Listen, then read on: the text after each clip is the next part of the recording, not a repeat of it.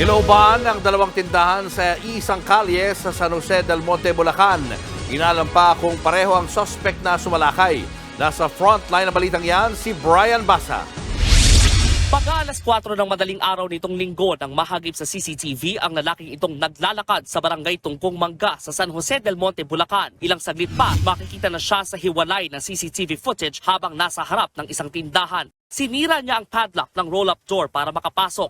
Ayon sa may-ari ng tindahan na si alias Mercedes, ninakaw ng lalaki ang nasa 5,000 pisong kita ng tindahan. Matinding takot na raw ang nararamdaman niya mula nang mangyari ang pagnanakaw. Confident naman po ako na kahit mag-isa ako walang mangyayari. Pero mula nung nangyari yun, parang may nervyos na ako. Baka kasi bumalik or mamaya kasi sa umaga, kukunti pa ang tao pag nagbubukas ako.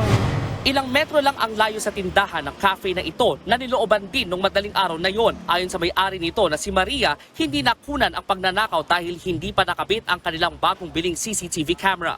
Tahimik at maliwanag sa cafe na ito kaya hindi sukat akalain ng may-ari na lolooban sila ng kawatan.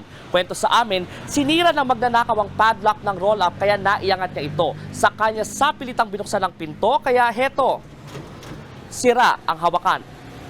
May trauma rin daw sa insidente si Maria. Ito lang yung buwan na medyo kumikita kami. Tapos ito din pala yung buwan na ang lungkot lang na yung pinaghihirapan mo. Yung iba, sandali lang nila nakukuha na hindi nila pinaghihirapan. Naiulat na sa mga pulis sa mga insidente ng pagnanakaw. Inaalam pa ng mga otoridad kung iisa lang ang nagnakaw sa dalawang establishmento. Nagbabalita mula sa Frontline, Brian Basa, News 5. Mga kapatid, Julius Babaw po. Huwag maging huli at maging una sa lahat ng balitaan. Para sa tuloy-tuloy na talakayan sa Frontline, mag-follow at mag-subscribe sa social media pages ng News 5.